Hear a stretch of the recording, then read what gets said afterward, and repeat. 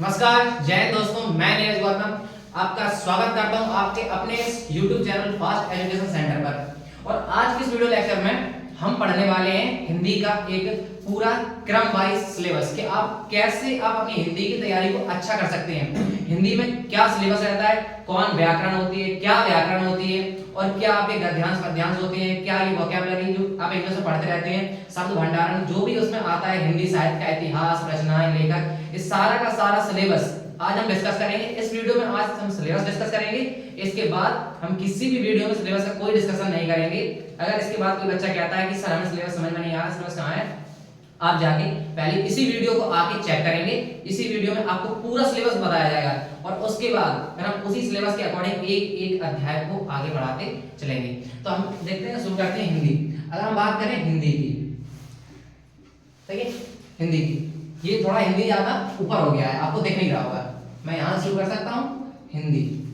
क्या ये बात इतनी सही?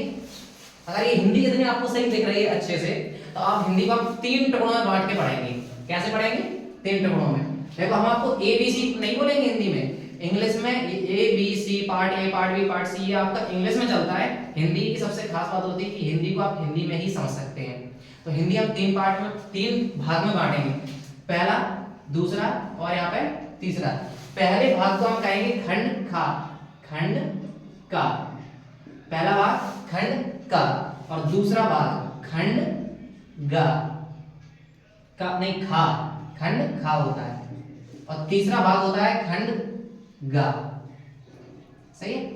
इन 3 टुकड़ों में बांट के हम हिंदी को पूरा समझते हैं और हिंदी को स्किल्स लेवल आगे हम बढ़ा के चलते चले जाते हैं। क्या ये शब्द आपको साफ साफ दिखाई दे रहे हैं? बोर्ड पे सब साफ साफ दिख रहे हैं? अगर सब साफ साफ दिख रहे हैं तो हम आगे बढ़ेंगे। देखो, खंड का में हम पूरा रखते हैं व्याकरण को। किस चीज को रखते हैं?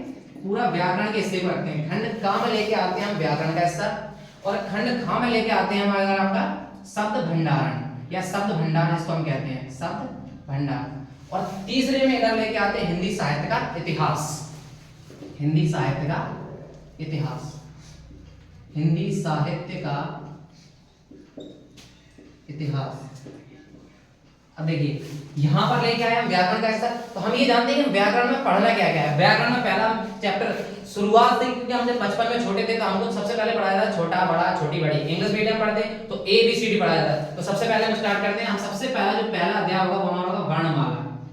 जब आप वर्णमाला का चीज सीख जाएंगे फिर हम आगे चलेंगे संज्ञा पर। वर्णमाला सीख गए, संज्ञा जिसको इंग्लिश में नाउन कहते हैं, वर्णमाला संज्ञा। फिर उसके बाद सर्वनाम, सर्वनाम के बाद फिर हम आ जाते हैं विशेषण, विशेषण के बाद फिर हम पहुंचते हैं क्रिया, क्रिया के बाद फिर हम पहुंचते हैं अव्यय, अव्यय के बाद फिर हम पहुंचते हैं संधि, फिर उसके बाद पहुंचते हैं हम समास। कितने हो गए? वर्णमाला, संज्ञा, सर्वनाम, विशेषण, क्रिया, अव्यय, संधि, समास, इतने हो गए। फिर उसके बाद हम पहुंचते हैं विराम चिन्ह। ये विराम चिन्ह आपने पढ़े होंगे, पूर्ण विराम बोलते हैं जिसको इंग्लिश में फुल स्टॉप बोलते रहते हैं, कॉमा, अपॉस्ट्रोफी, ये सारी चीज विराम चिन्ह। फिर इसी में आ जाता है आपका उपसर्ग, इसी में आ जाता है आपका प्रत्यय, इसी में वर्ण विन्यास, वर्ण विन्यास या फिर वर्तनी इसको हम कहते हैं। कि यहां तक भी दिखाई दे रहा है बोर्ड में? एकदम सही है। तो ये आपका पूरा, ये आपका ग्रामर व्याकरण का सिलेबस है। अब व्याकरण का फिर आ जाते हैं शब्द भंडार पर। अब शब्द भंडार में क्या क्या आएगा? तो शब्द भंडार में इसी का भी कुछ और ऐसा रह जाएगा। तो इधर आप इसमें ले सकते हैं आप रस, छंद, अलंकार। इसमें कौन कौन से आते हैं? रस आता है, छंद आता है तथा अलंकार। इसी में आप पढ़ोगे रस, छंद, अलंकार। जब आप रस, छंद, अलंकार पढ़ लोगे फिर इसी में आप पढ़ते हैं मुहावरे एवं लोकोक्तियां। तो इसमें हम पढ़ेंगे मुहावरे। मैं यहाँ पर हट जा रहा हूँ ताकि आपको एक साथ दिखाई दे सके। तो यहाँ पर मुहावरे और यहाँ मुहावरे तथा लोकोक्तियां, लोकोक्तियां, सही है? मुहावरे, लोकोक्तियां। फिर इसी में हम पढ़ते हैं लिंग वचन कारक, लिंग वचन एवं कारक, कारक। इसी में हम पढ़ते हैं समानार्थी शब्द, समानार्थी शब्द। और इसी में फिर हम पढ़ते हैं विलोमार्थी शब्द, विलोमार्थी, विलोमार्थी शब्द को यहाँ पे विलोम शब्द भी कहते हैं, विलोमार्थी शब्द। मार्कर थोड़ा कम चल रहा है, मार्कर को चेंज करना चाहूंगा।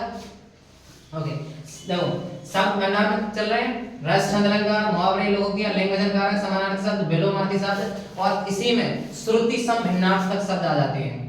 श्रुति सम भिन्नार्थक शब्द। बस ये आपका जो सिलेबस है ये खंड खा, और ये आपका इसमें यहाँ पे शब्द भंडार का सिलेबस रहता है, इतना आपका व्याकरण का सिलेबस रहता है। अब हिंदी साहित्य के इतिहास में प्रमुख लेखक आ जाएंगे, जो भी आपके महत्वपूर्ण लेखक रहे, जैसे कि सैर कर दुनिया की गाफिल जिंदगानी फिर कहां, जिंदगानी कर रहे भी तो नौजवानी फिर कहां, ये किसने कहा है? राहुल सांकृत्यायन ने कहा है। तो जो भी लेखक हैं उनकी जो प्रसिद्ध पंक्तियां हैं, तो हम उसमें इस वाले पोर्शन में डिस्कस करेंगे। तो यहाँ पे आएंगे प्रमुख पंक्तियां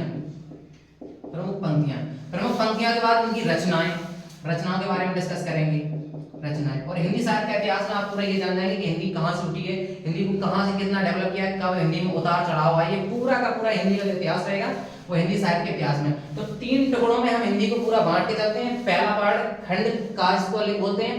पहले आपको व्याकरण लेंगे, व्याकरण वर्णमाला, संज्ञा, सर्वनाम, विशेषण, क्रिया, अव्यय, संधि, समास, विरामचिह्न, उपसर्ग, प्रत्यय और यहाँ वर्ण, विन्यास, वर्तनी, ये आपका पूरा व्याकरण का सिलेबस। अगर आप इतना सिलेबस कंप्लीट कर लेते हो तो किसी भी एग्जाम के लिए एनफ है, इसके आगे आपको फिर कुछ नहीं सोचना और आप हिंदी के एक काफी अच्छे अध्यापक हो सकते हैं। फिर उसके बाद हम बात करेंगे यहाँ पर शब्द भंडार की।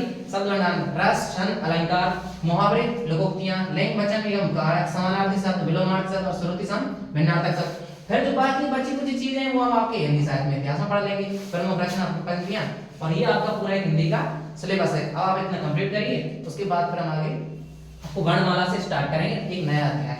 धन्यवाद।